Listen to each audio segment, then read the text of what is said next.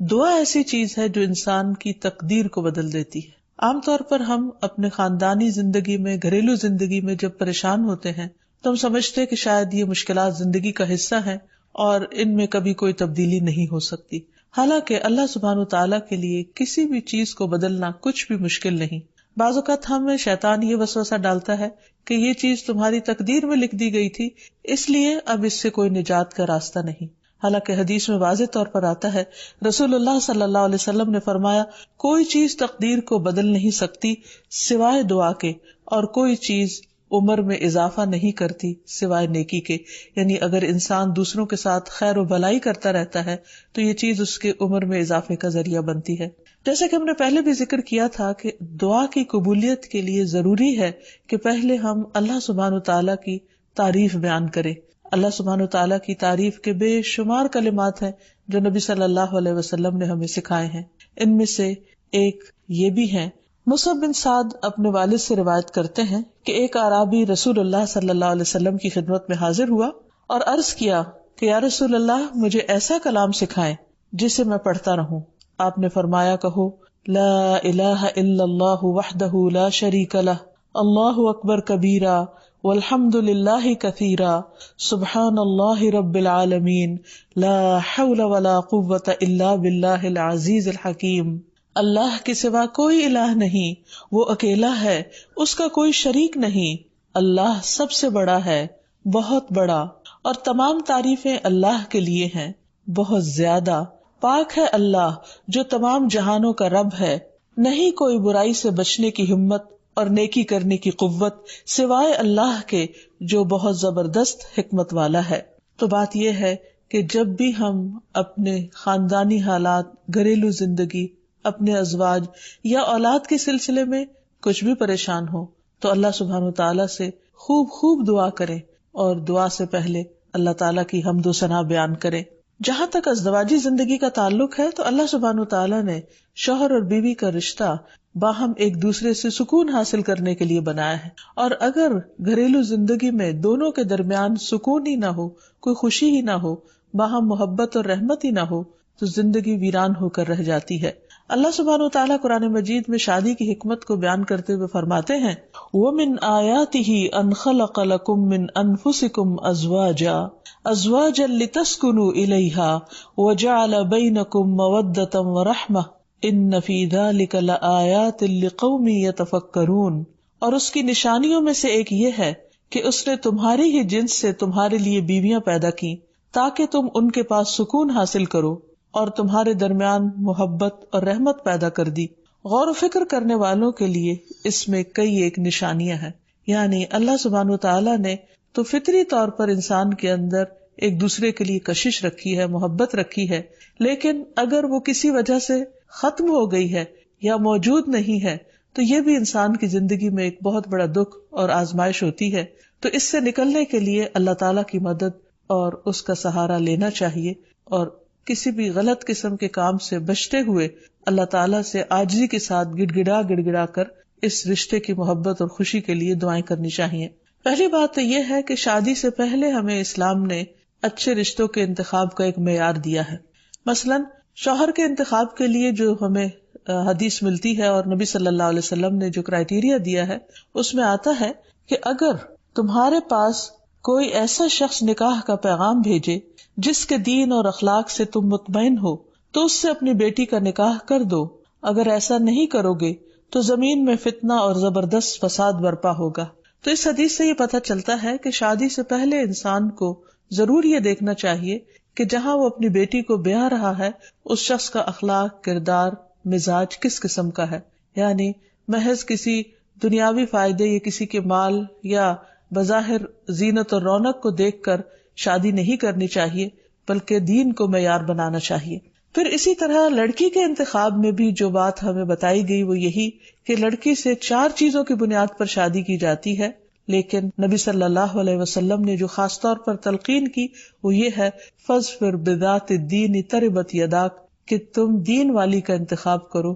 تمہارا بھلا ہو. یعنی لڑکی بھی نیک ہو، اللہ تعالیٰ سے ڈرنے والی ہو. اسی لیے ہم دیکھتے ہیں کہ خطبہ نکاح کے اندر اللہ سبحانہ وتعالی 3 آیات میں 4 دفعہ اللہ کے تقوی کا حکم دیتے ہیں، کیونکہ جب تک انسان اللہ تعالیٰ سے نہیں ڈرتا اس وقت تک انسان انسانوں کے حقوق صحیح طور پر ادا نہیں کر سکتا۔ ایک اور حدیث میں بھی نبی صلی اللہ علیہ وسلم نے نیک عورت کو دنیا کی بہترین متاع قرار دیا، فرمایا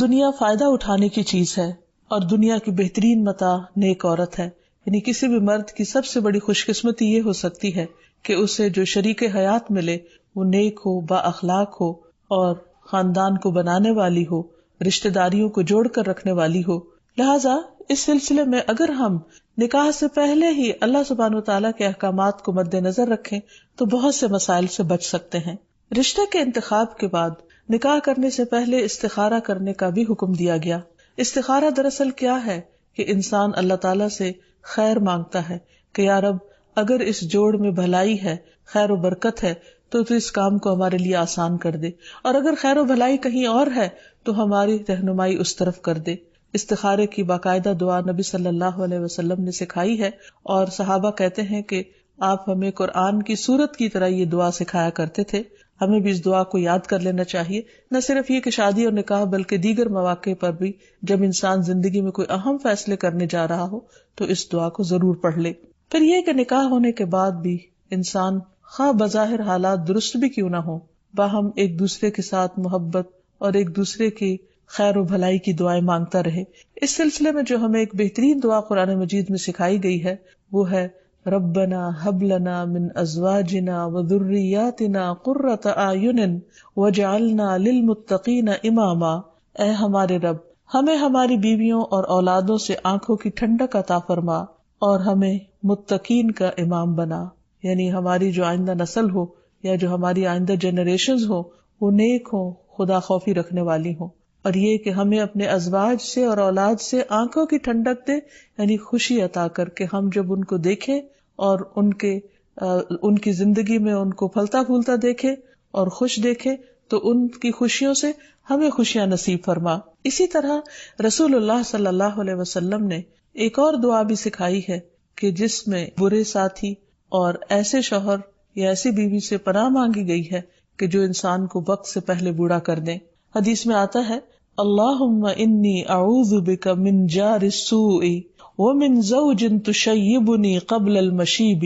اے اللہ، میں تیری پناہ طلب کرتا ہوں برے پڑوسی سے اور ایسے ساتھی سے جو مجھے بڑھاپے سے پہلے بوڑھا کر دے، یعنی اس کے بد اخلاقی اور اس کے برے کردار یا اس کی طرف سے ملنے والی اذیتوں سے انسان اپنی صحت کو کھو دے یا اس کی جان کو روگ لگ جائے، تو ایسے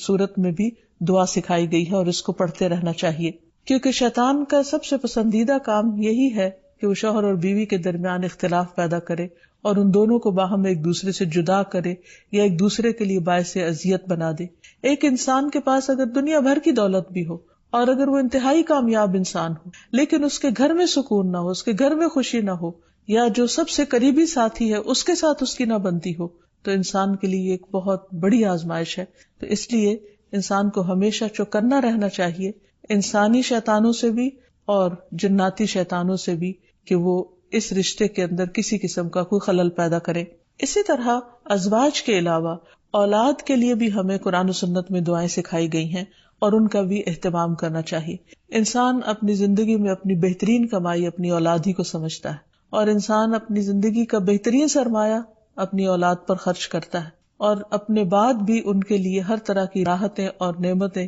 چھوڑ کر جانا چاہتا ہے۔ لیکن اگر اولاد نیک ہو تو وہ والدین کے لیے صدقہ جاریہ بھی بنتی ہے، اور والدین کے خون پسینے کی کمائی کو ان کی زندگی میں اور ان کی زندگی کے بعد بہترین جگہوں پر استعمال کرتی۔ لیکن اگر اولاد بگڑی ہوئی ہو تو زندگی میں بھی انسان کے لیے اذیت اور عذاب ہے، اور بعد میں بھی اس کے مال کو ضائع کرنے والی ہوتی ہے اور اس کے لیے بدنامی کا سبب بنتی ہے۔ اس لیے خصوصی طور پر اولاد کے لیے دعائیں کرتے رہنا چاہیے۔ نبی صلی اللہ علیہ وسلم نے فرمایا 3 قسم کے لوگوں کی دعائیں قبول ہوتی ہیں اور ان کی قبولیت میں کوئی شک و شبہ نہیں: مظلوم کی دعا، مسافر کی دعا اور والد کی دعا اپنی اولاد کے لیے۔ یعنی جب باپ اپنے بچوں کے لیے دعا کرتا ہے تو وہ دعا بھی قبول ہوتی ہے۔ اسی طرح نبی صلی اللہ علیہ وسلم نے اس بات سے بھی منع کیا کہ کوئی اپنی اولاد کی خلاف دعا کرے یا اس کو بد دعا دے، کیونکہ وہ بھی قبول ہو جاتی ہے اور پھر انسان کے لیے پریشانی کا باعث بنتی ہے۔ اس سلسلے میں نبی صلی اللہ علیہ وسلم نے فرمایا، اپنی اولاد کو بد دعا نہ دو، ایسا نہ ہو کہ وہ اللہ کی طرف سے قبولیت کی گھڑی ہو اور وہ تمہارے لیے قبول کر لے، اور اگر انسان کی ایسی دعا قبول ہو جائے تو پھر انسان کے لیے سخت پریشانی کا باعث ہو سکتی ہے یہ بات۔ پھر اسی طرح یہ ہے کہ اگر کسی کی اولاد نہ ہو تو اس کے لیے بھی دعا سکھائی گئی ہے، اور وہ دعا ابراہیم علیہ السلام کی دعا ہے، جس میں وہ کہتے ہیں رب ہب لی من الصالحین، اے میرے رب مجھے نیک اولاد عطا فرما، صالح لوگوں میں سے عطا فرما۔ فبشرناہ بغلام حلیم، تو ہم نے اسے ایک بردبار بیٹے کی بشارت دی، یعنی اللہ سبحانہ وتعالیٰ نے ان کی دعا سن لی، اور یہ دعا بہت عرصے کے بعد سنی گئی تھی لیکن بہرحال سن لی گئی۔ ابراہیم علیہ السلام اللہ کے دوست تھے اور مستجاب الدعوات تھے، ان کی دعائیں قبول ہوتی تھی، لیکن یہاں یہ بات بھی پتہ چلتی ہے کہ دعا کی قبولیت کا مطلب یہ نہیں کہ جس وقت انسان منہ سے کوئی بات نکالے اسی وقت پوری ہو جائے، اس کی پورے ہونے میں بعض اوقات کئی سال گزر سکتے ہیں، جیسے ہم دیکھتے ہیں یوسف علیہ السلام کے واقعے میں، ابراہیم علیہ السلام اور دیگر پیغمبروں کے سلسلے میں۔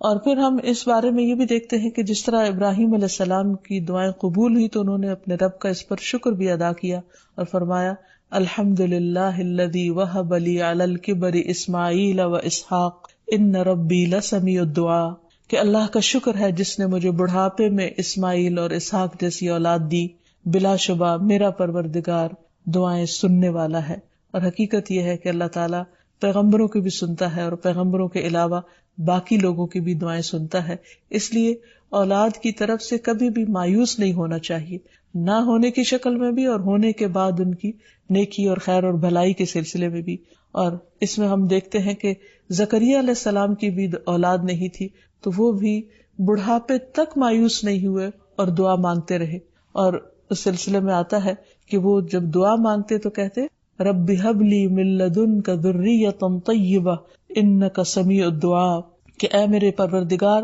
تو مجھے اپنے پاس سے نیک اور پاکیزہ سیرت اولاد عطا فرما، تو ہی دعا کا سننے والا ہے۔ یعنی پیغمبر ہمیشہ صرف اولاد کی دعا نہیں کرتے بلکہ نیک اولاد کی دعا کرتے ہیں۔